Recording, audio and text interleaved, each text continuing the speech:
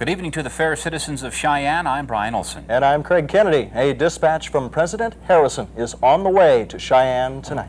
Already there is reveling in the streets as the 44th star is being added to Old Glory. I'm Melissa Jew. Hundreds of gentlemen and ladies showed up for Wyoming's Statehood celebration. I'll have those details during my live report from the State House. I'm Cynthia Rollbull, and hey, what's the deal? We'll find out if the women's suffrage bill will survive to 1891. I'm Wendy Guerin. Is this all our future has to offer? I'm Kristen Humans. Tonight, the pet doctor has tips for you city slickers coming to work the Wyoming land. I'm Jim Blaney. You've heard a lot about it, but is it a fad or is it something that will be with us a while? The story on baseball later in sports.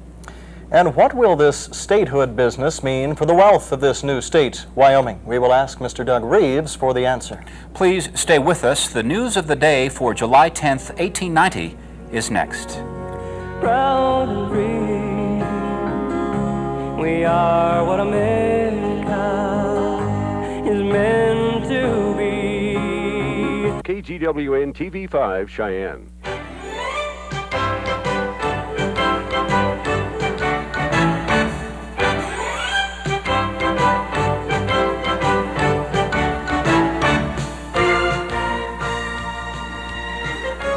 Live from the Great Western Network, this is Wyoming Statehood Day, celebrating the legacy.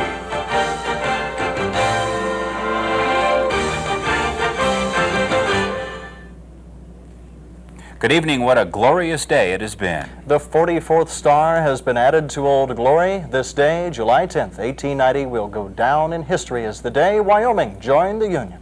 Elegant ladies and handsome gentlemen are reveling in the streets tonight. We take you to the Capitol building where earlier today Melissa Jew was witness to a grand ceremony in honor of our statehood. Melissa? That's right, Brian. I certainly feel like a part of history today at the State House on July 10th, 1890. The hustle and bustle of earlier this morning has subsided somewhat, but the air is still lingering with lighthearted gaiety because the vast territory of Wyoming is now the great state of Wyoming. What so proudly we hailed at the twilight. The people of the Wyoming Territory proudly hailed the arrival of Wyoming as the 44th state of the Union on this day. Wyoming's entrance into statehood is significant in another manner because the 44th state is the first to allow women the right to vote. Wyoming celebrates an event significant in the extreme, new in the history of our country, and without precedent in the world. In a significant gesture, Judge M.C. Brown, head of the Constitutional Convention, handed Wyoming's Magna Carta to Mrs. Amelia Post, a renowned suffrage leader. That as representative men of Wyoming, you have the courage of your convictions, and that you are neither afraid nor ashamed to allow women all the rights and privileges unrestricted of American citizens. Governor Francis Warren, our last territorial governor, now Wyoming's governor, praised the state's constitutional convention. He says Wyoming, in setting precedents, has nothing to fear. And in the adoption of her Constitution, equal suffrage is entrenched so securely that it is believed it will stand forever.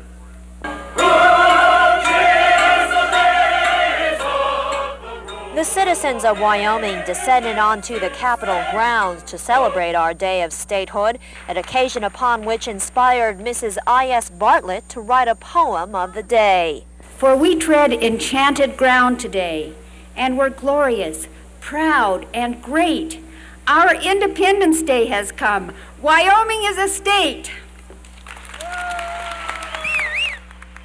Ah, the gaiety of Wyoming's statehood, something that we, the citizens of Wyoming, should commence to celebrate year upon year. Celebrations indeed. There will be a plethora of statehood celebrations this evening here at the State House. At 7 this evening, Professor Ten Brock will make an ascension upon the statehood balloon and plunge 1,000 feet in his parachute. Also at dusk, Jasper Julian will commence on a carload of fireworks right here in front of the State House. Two events you really should not miss. They might not happen for 100 years. Now joining me live right now is gentleman and local businessman Doug Rees. Doug, now that Wyoming has become a state, what kind of financial impact will that have on the people and citizens of Wyoming? We're just very slowly recovering from the great blizzard of 2.5 years ago, of course. In 1887, a lot of the prosperous cattle ranchers who at that time regaled themselves in the Cheyenne Club just a few blocks south of here are now bankrupt, and many on Skid Row. In fact, many have left to find their fortunes elsewhere. The greatest problem now facing us is the fact that we still have a lot of peace to make with the savages here, and unfortunately the railroad and the grasslands are all that this country has to commend it. I've heard some speculation that there might be oil under the ground, but the foremost economic authorities of today assure me that there's nothing under the ground in Wyoming that anybody would have any interest in. All we can look for is grass that will feed our cattle and our sheep. Well, thank you very much, Doug, for joining us tonight. Now, the state of Wyoming not only became the 44th state in the Union, but it also became the only state to allow women to vote. And joining us live right now is Cynthia Roble, who will talk a little bit about women's suffrage in this state and the long, hard struggle. Thank you, Melissa. As we are standing right here, we are an example of the women's suffrage bill in action. As you most eloquently stated before, Wyoming is the 44th state in the nation, but it is the first to grant women the right to vote. But will the bill survive statehood? And that has us asking, hey, what's the deal?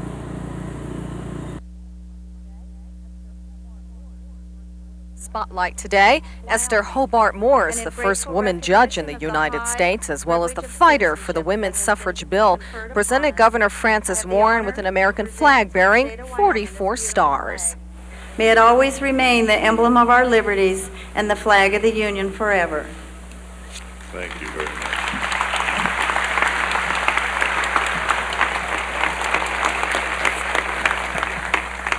And later, a friend of Morris's, Teresa Jenkins, a woman credited with saving women's suffrage during Wyoming's statehood, talked about equal rights for all. But these advocates know the fight for equal rights must continue, or the spotlight will start to fade away. I feel very strongly that we have the intelligence to get out and hold public office, to lead a public life, and still take care of our children, because our children are the future of the world. Let's turn back the hands of time for a moment, shall we? It's 1869, where the Council of the House of Representatives of the Territory of Wyoming voted in favor of Council Bill number 70. By the way, the bill was introduced by this man, William H. Bright, which briefly says that every woman of the age of 21 years residing in this territory may at every election cast her vote. But will women's suffrage bill survive beyond statehood? Brian and Cred, according to many Wyoming legislators that I talked with, they view the women's right to vote as a plus for our state. They see it as a great way to promote the state and get national publicity, and also a way to get a positive, progressive image that will hopefully help us increase our population. Brian, Craig? It sounds like a good idea whose time has come. Thanks for those reports, Craig. There was a very serious runaway reported in Laramie today. Mr. P.D. D. Steiger of the Chemical Works firm and John Davis, manager of the Soap Works, were driving about the city in a single rig. The horse took fright at locomotives. Davis tried to turn the animal. When the buggy upset, its occupants were violently thrown to the ground. Davis's collarbone was broken, and he experiences much difficulty in breathing and is doubtless severely injured internally. Now, D. Steiger's right leg was broken, and he sustained bruises. He came here from Chicago but a few days ago.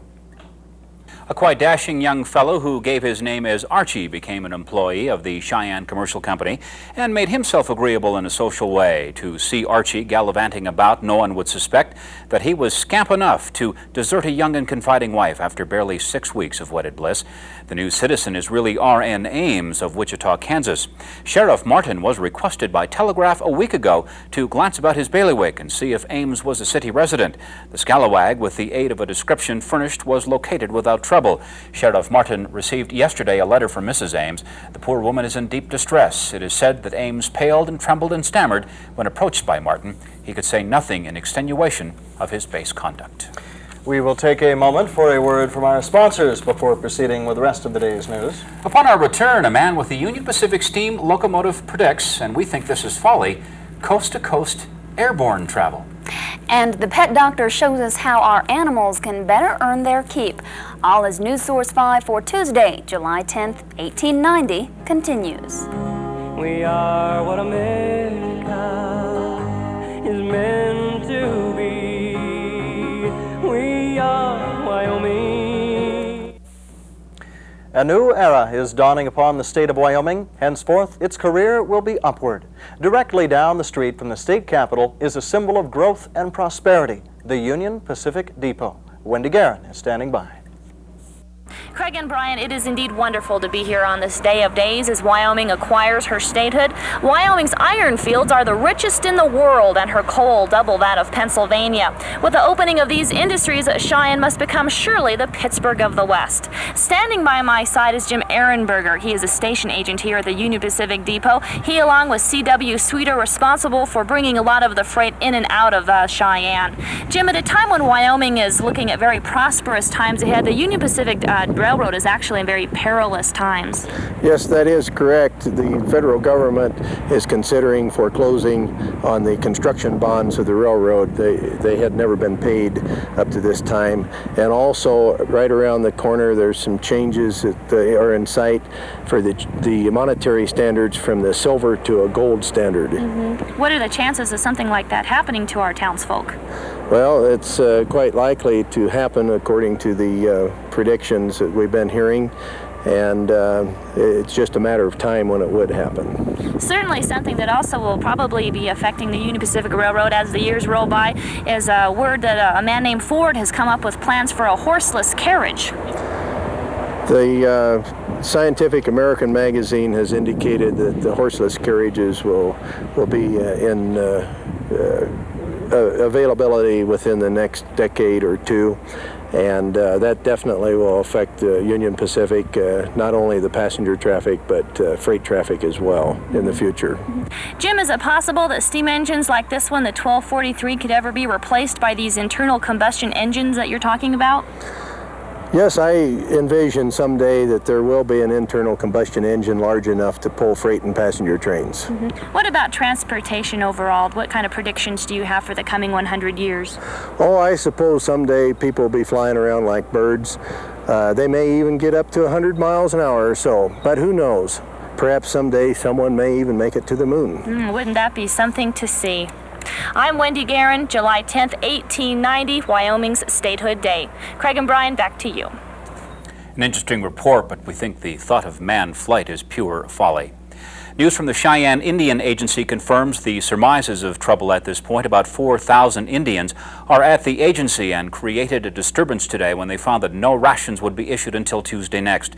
The delay is caused by the fact that the cattle were not driven from the range, thus leaving the Indians starving. The Indians also object to being counted in the census, and the census will be taken with great difficulty. The conditions of the Indians is deplorable. Yesterday, 12 died of consumption and lung fever, and the physicians had many more cases.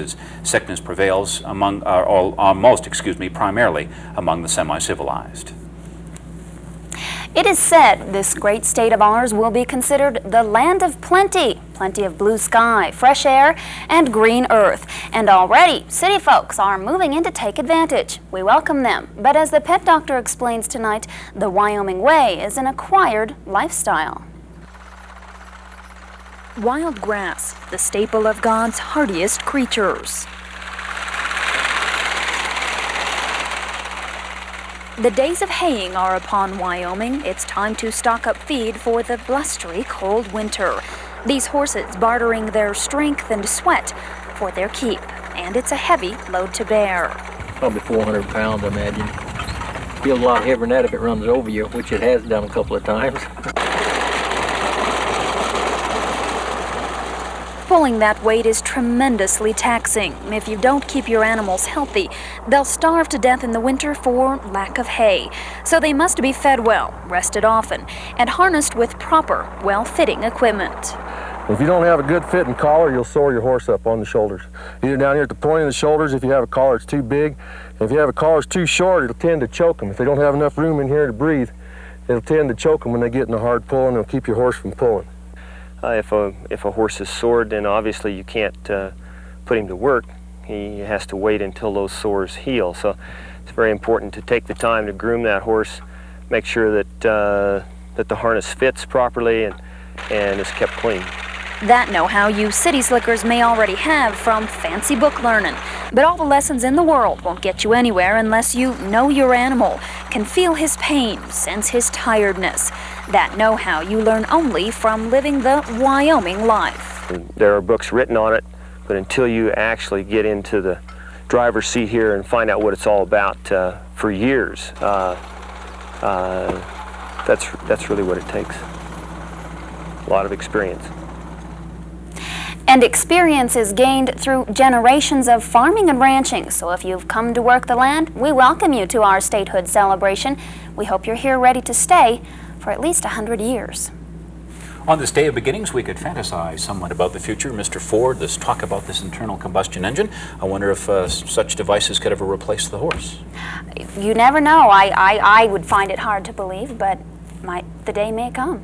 Certainly pleasant weather as we began our statehood today. Most pleasant indeed. Area ranchers, though, certainly concerned about the dry conditions the past few days, however. It has been dry for the past week, and it looks like it's going to continue to be dry. We did get a slight bit of a shower earlier this morning, and that gave us about 4/100ths of an inch. That will be welcome, but not much more is likely to come. Okay. Let's take a look at what we are seeing out there right now. Under our celebration, mostly sunny skies with a warm temperature of 84 degrees. The ladies certainly fanning themselves today. Winds are out of the west at 10 miles per hour with a humidity still quite low, 43%, and the barometer is steady at 30.34 inches. We will have more about today's weather as well as your dry weather forecast for tomorrow when we come back. Stay with us.